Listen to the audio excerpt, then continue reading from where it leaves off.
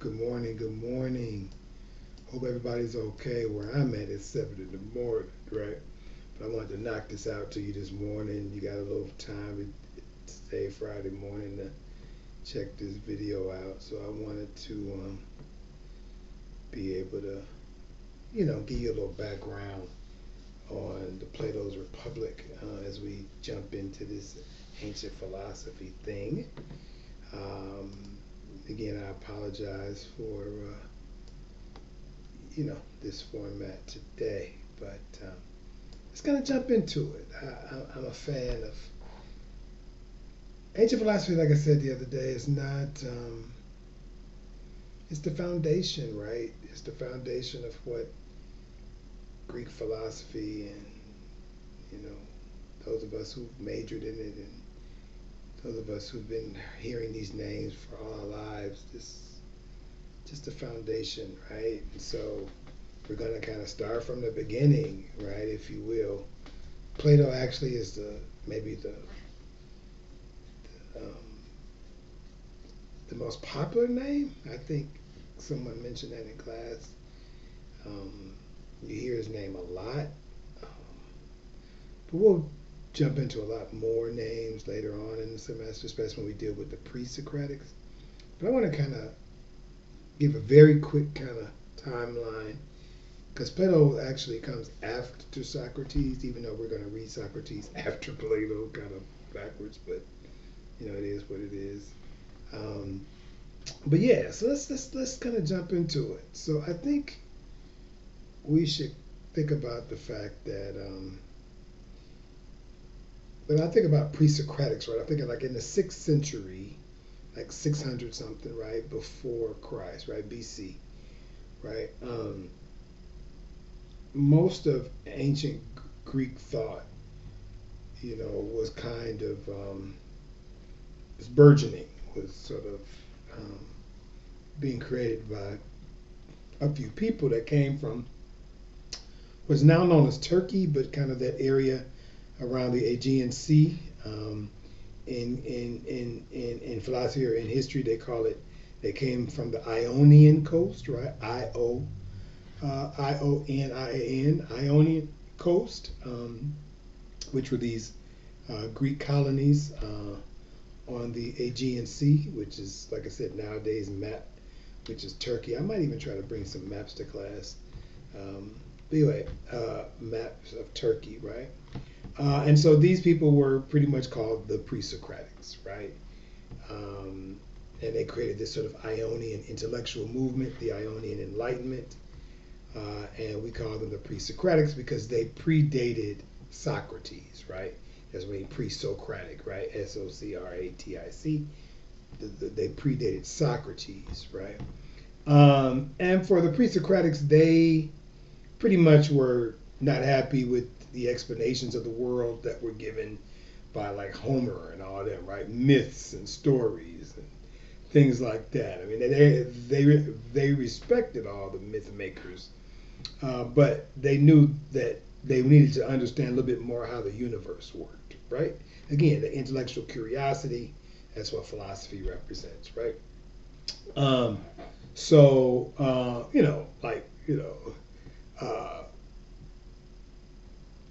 is the process of human life, right? Is it the same process as human life or death to think about things like I don't know, plants, right? Um, you know, how is it that a seed is planted, it grows, it creates fruit, then it gets older, and then it dies and decays, right? Is a fruit the same as a human, right?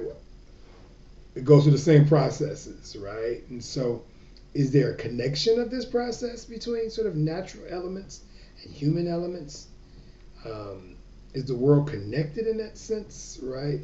And if it's connected, what are the common elements? What is the universe made of? Those are kind of the things that the pre-Socratic was thinking about, right? Um, and so, we'll talk about later on. Some of them start saying, well, what are the basic fundamental foundations of the universe, right? And you might remember those of you who may know music, one of the greatest bands of all time, are called the elements, right? Earth, wind, and fire, right? But in pre-Socratic, they, a lot of them broke down the universe in basically the earth, the wind, the fire, and water, right? Um, and then everything pretty much was made. So those people say that the universe is understood by using one of those elements. Then you got others who would argue that everything is made of the same thing, right? So there's a lot of different arguments about how the universe is made up. What are the constant? I mean, what are the common? What is the common element? The first cause, the first principle, if you will. Um, and you know, and as they spent centuries discussing these type of questions, which really are considered cosmology or science, right? The early philosophers were scientists, right? They kind of, as they died and other people, followed their thought and kept going, they kind of decided that they may never know the answers to these questions, right? But they were profound questions to ask, right? So, a sort of a common theme kind of emerged during even pre-Socratic days is that maybe humanity, maybe we as humans will never understand the physical world, right? Because we're really unable of experiencing or knowing reality. Now, when I quote reality, I mean what is real, what exists beyond the perception, right? We perceive the world as we're in it, right? But for philosophers, excuse me, for philosophers, reality means something that exists outside. When we get into Plato, he talks about the forms, right? So, and basically that's because our senses, right? We're imperfect. We can't judge the truth around us. We're just experiencing it, right? So, according to the human eye, for instance, let's say have that. We don't have it in the. But we do an example in class. But y'all probably seen the bent pencil experiment, right? You put a pencil in a glass of water, right? And it looks like the pencil has bent a little bit, right? But it hasn't. But it proves that the human senses really are untrustworthy, right? We can't really trust ourselves and not really able to judge ultimate reality. And so some people would say then about who we are, right? We see things differently, which means that the human senses are subjective, right? We all may see things differently, right? And if that's the case, then that can't be reality, right? Because reality has to be what it is, right? It is what it is, not how it is that we perceive it, right? So you write it down. Reality means that which is, not that which is perceived to be.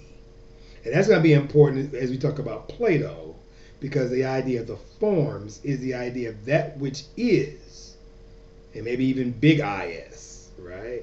Not that which is perceived, right?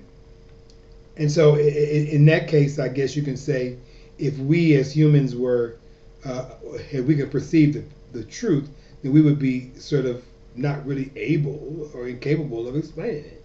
Because our language is imperfect, our understanding of the world is imperfect, we can't capture true reality. So for a long time, kind of this kind of thinking was understood, for a century or so. Then came a new breed of philosophers that kind of engages kind of what a lot we'll be doing in this class is we'll do more of in this class. Are known as the sophists, right? Sophists, right? The sophists, they come along, and they emerge not away from the Ionian Sea and more right in the city. Right in the city known as Athens in Greece. The sophists, they kind of dealt with the practical matters of the world, right? How should we act? What is the good life, right? How should we behave? What is our relationship to the state, right? That kind of thing. The sophists themselves became Um, the public speakers, the teachers, right? Known for persuasive argumentation. Those of you who ever uh, took a communications class, you may have taken some conversation around like sophistry or some element of a persuasive speech, right?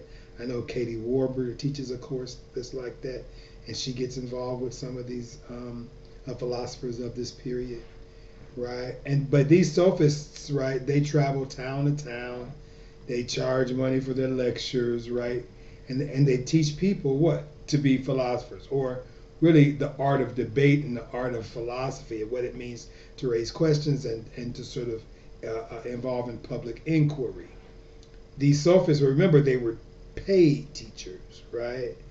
And some people in Athens were down with them, thought they were really cool. Others thought, man, these are just like rich elite folk that just because they got a little money, they are trying to flex their intellectual juices. You know what I'm saying?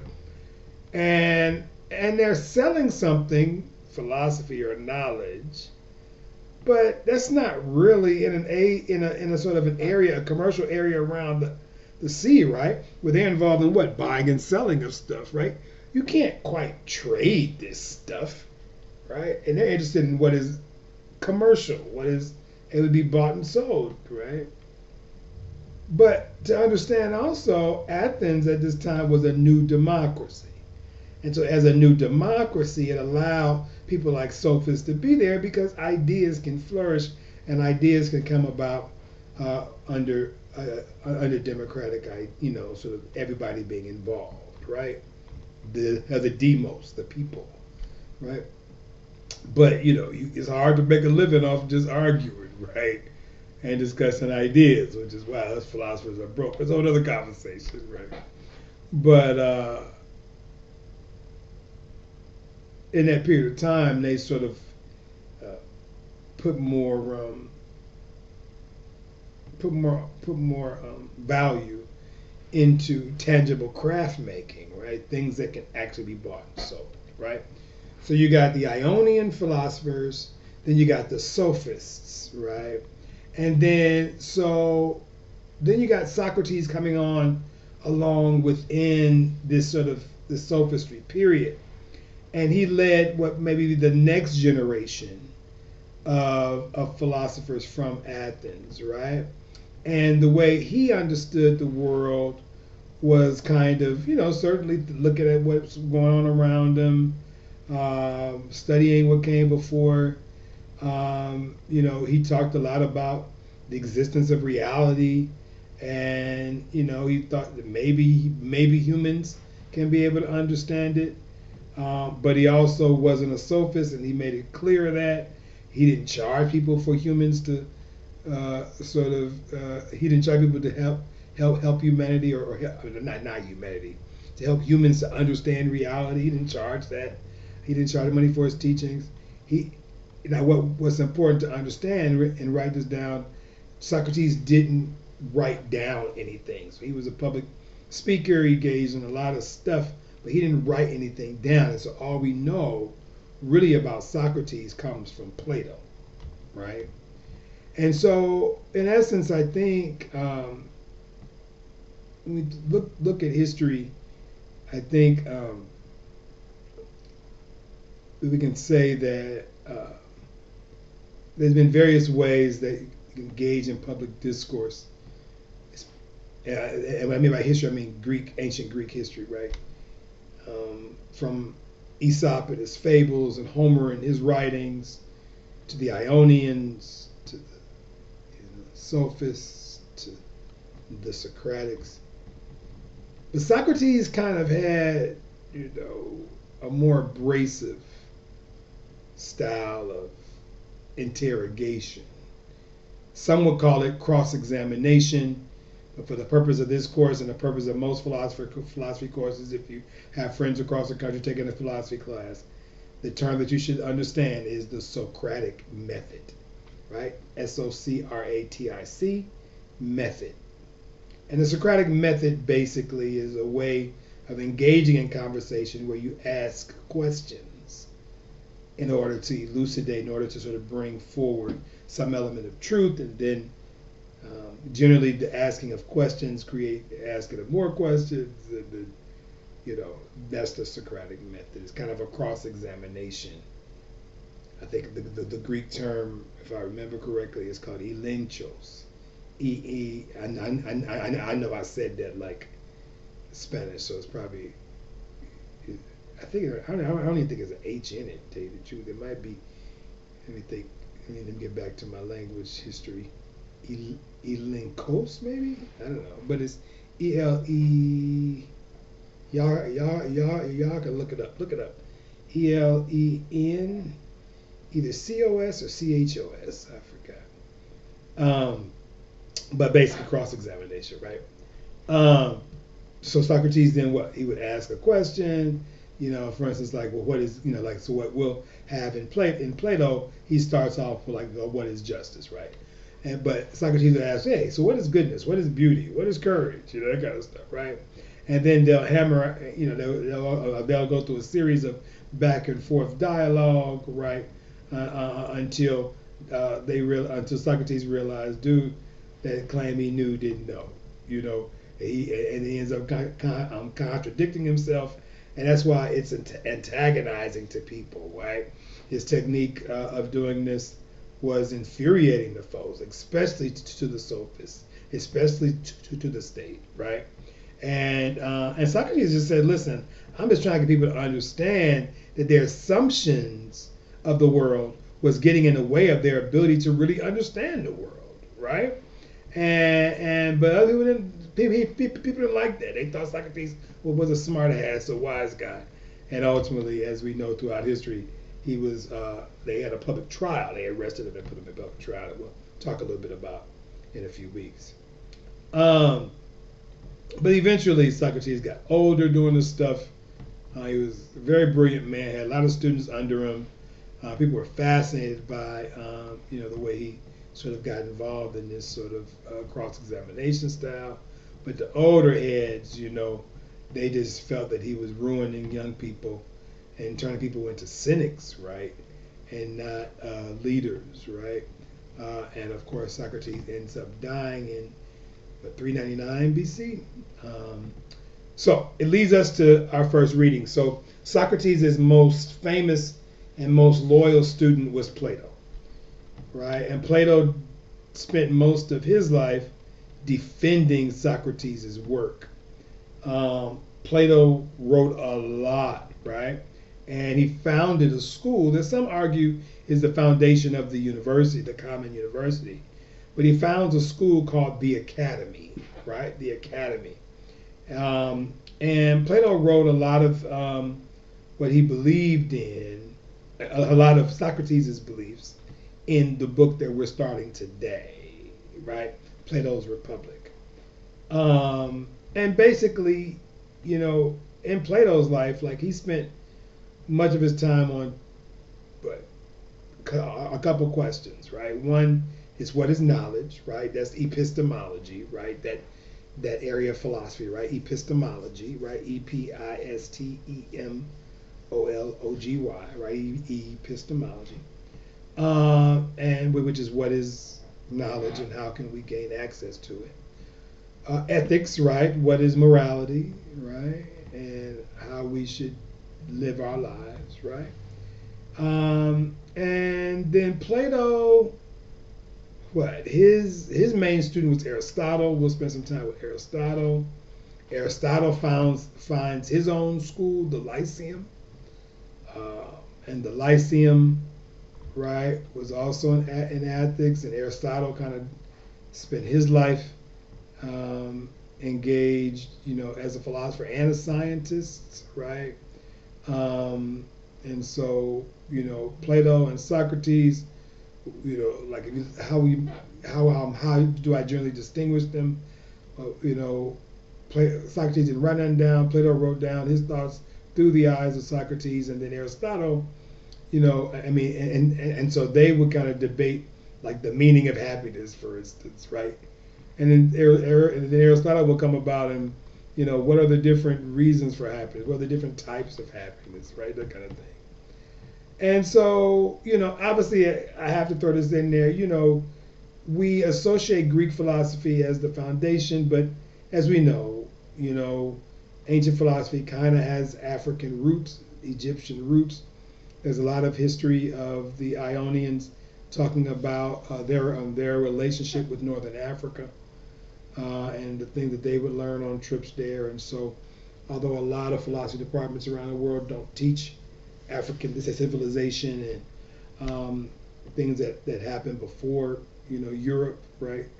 But it is true. But the focus of the course is Greek. So, and so this is kind of the beginning of what we understand is sort of the foundation of Greek philosophy, right? So what you have to read, I gave you, like I told you, you can download the whole Plato's Republic, but we're only going to read books 1, books 2, books 4, 5, 6, and 7, maybe, or 4, 5. Yeah, we read 7. So yeah, books 4 through 7. And so what I sent you was a handout. They had, kind of some short excerpts that we'll talk about in class, but obviously a more full discussion is in the full text, right? But I sent you an excerpt. If you want to just print that out, start reading those chapter by chapter, then that's kind of how we'll, kind of engage in classroom conversation. And I'll give you some background with some of the other stuff that's being said in the chapter. But it's no need, it's no need for us to spend a whole bunch of time with all the elements of the chapter when we can kind of, do what we do. So, chapter 1 and 2. Let me give you a little bit of that, and then I'm out of here. Enjoy your weekend. Take some notes. I'll see you Tuesday. Well, when do we meet? We meet on Monday, Wednesday, Friday. So I'll see you Wednesday of next week after you read. So, chapter 1, right? Book 1, right? So book 1 begins with a famous line, I went down to Piraeus, right? Excuse me. And Socrates is coming back from a festival, a party, a get-together in Piraeus, which is, also on the seaport by Athens. And he is approached by someone we know in the reading called Polemarchus, right? Polemarchus. And Polemarchus said, yo, why don't you come back to my crib? You know what I'm saying? And, some other people are there. Let's just kick it. Let's have some conversation back at Polemarchus's house, right? And so they get back to the house, and you got Polemarchus's father there, who is Cephalus. You got Polemarchus's brothers. You got Thrasymachus, right? And so all these folk are there at the house. And so as Socrates gets to the house with Polemarchus, he is greeted by Cephalus, who is the father, and they begin to sort of engage in conversation. That's how chapter 1, kind of book 1 begins. And this conversation, talks about sort of the advantages and disadvantages of turning old, right? And Cephalus says that, despite, older people being mad at being old, he says, man, being old is pleasant, because you ain't got to deal with all those physical desires, right? Remember, this predates Viagra, right? And then of course, no, but not just sex, but of course, drinking and all that kind of stuff. And then he says, because there's a line he says, and when you see it, you'll say, okay. He says that for a while, he felt like a slave, right, to his desires. Now, I want to talk about that in class, but think about that. As you get older, you realize that some of us have just been slaves to desire. But he called it, he's happy because old age delivered him, freed him from a savage master. right? But so we'll talk about that. But Socrates sort of, lets it be known in there that Cephalus is old, it's older, right? But he's also wealthy. And then he asks him, right? Starts with the Socratic questioning, you know. So what is it like being rich, man? Like, what is the benefit of being rich, right? And Cephalus kind of says to him, he says, well, you know, I'm able to pay my debts and right the wrongs that I've done because I have resources, right? And that ability takes away fear, anxiety, maybe depression, right? And then they begin to sort of have a dialogue because Socrates gets curious. And so he says, well, what is the nature then of morality? So book one really talks about the nature of morality. What is morality? And so Polemarchus gets involved, right? About paying of debts, right? And Socrates says that's cool and then creates these counter arguments. I want you to think about for class on Wednesday, what are Socrates' counter arguments to the fact that justice is paying back your enemies? Paying back your debts, right?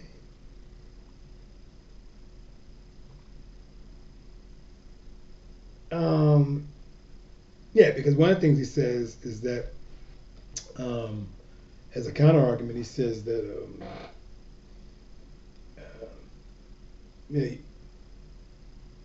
because Polemarchus says something about the benefit of you be good to your friends and your enemies or something like that, right?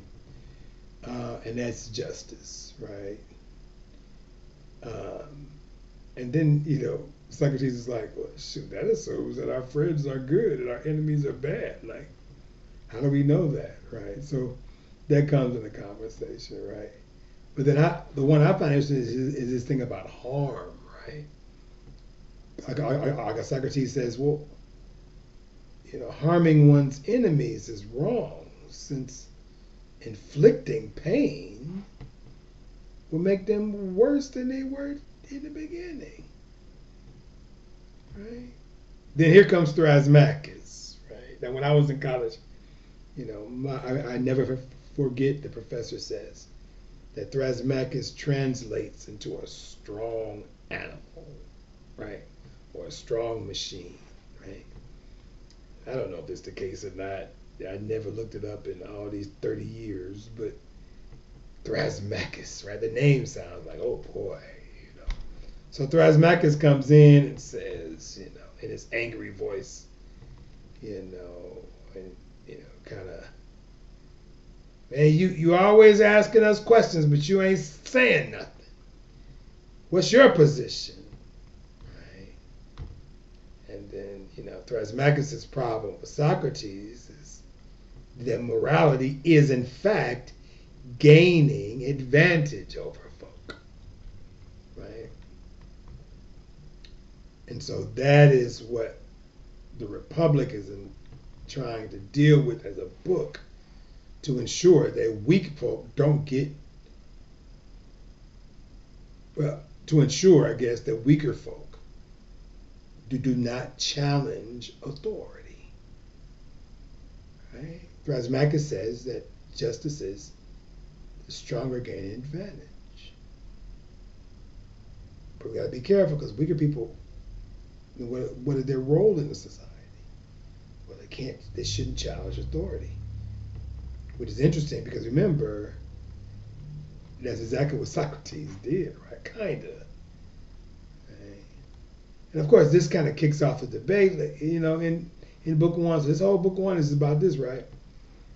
And whether or not there's a benefit to being good in morality, right? And he says, well, to a dictator, no, it ain't. Right? And maybe even it's better to be immoral. For a dictator can do whatever the dictator wants to do, and then make himself immune from retaliation. Right? They can make the rules and break the rules. Right? So that's kind of chapter one, right? About the nature of morality. Right? What is moral? And I think it's a fun kind of conversation. It's tough for those of you who just get into this. This dialectic, this kind of back and forth questioning gets confusing. I get it, and then as we said, it's 2,000 years old as well, right? But we're gonna do a little bit in class, as well, right? Book two, so obviously, book two, then there's kind of okay, well, is it right to be good for good's sake, or are we good for some other reason, right? Is there any external good, or is being good internal, right? So this idea of intrinsic and extrinsic value of being good, of being moral, right? And so Glaucon, you get to meet Glaucon. Glaucon, begins a conversation here and talks about the sort of the nature and origins of morality, and says it's always rooted in self-interest. That then it gets involved again, kind of what Thrasymachus said in book one, that immorality brings more pleasure than morality, right? Those type of things. Then Glaucon has a brother in there, Adeimantus, right? And Adeimantus gets involved because they're trying to fight for an intrinsic value of morality. And so they're trying to figure out whether the intrinsic value, to be good for good's sake, right? So intrinsic mean, right?